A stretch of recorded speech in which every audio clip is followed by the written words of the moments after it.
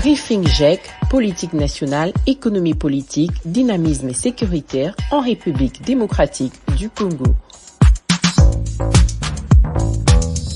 En 3 minutes, découvrez la quintessence de chaque publication majeure du groupe d'études sur les Congos.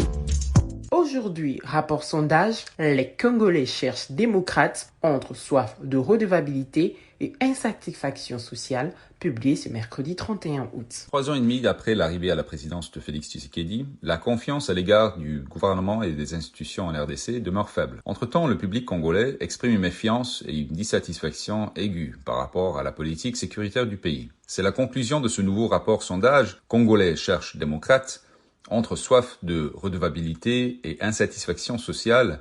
Le GIEC et Boutelli sont partenaires de recherche en RDC avec le Bureau d'études de recherche et de consulting international, Bercy. Je m'appelle Jason Stearns, je suis le directeur du groupe d'études sur le Congo. Je vous encourage à lire le rapport entier sur notre site www.congoresearchgroup.org.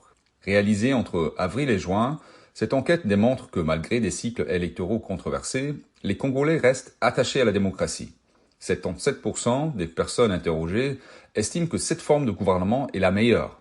Cette confiance en la démocratie s'accompagne néanmoins d'une méfiance vis-à-vis des institutions du pays et de leurs animateurs. Ils ne sont que 17% des Congolais interrogés à soutenir fortement la manière dont le président de la République travaille. Félix Tshisekedi recueille même son plus mauvais score en termes d'opinion défavorable, 51% depuis 2019. Et il observe une même défiance à l'égard du gouvernement central, des autorités provinciales, voire des institutions impliquées dans la gestion du processus électoral.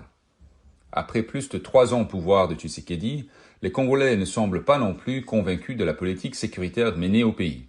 Seuls 22% des sondés estiment par exemple que la sécurité des personnes et de leurs biens s'est améliorée ces 3 dernières années.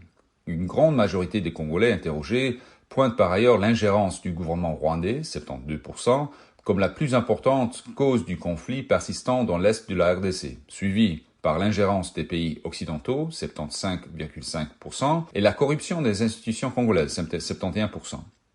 Enfin, cette étude confirme l'échec de la politique de la lutte contre la corruption. Plus de 67% des personnes interrogées estiment que le gouvernement n'a pas été efficace dans ces domaines.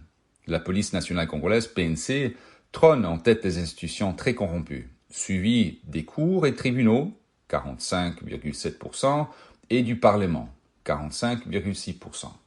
Merci d'avoir suivi ce petit résumé. Au revoir.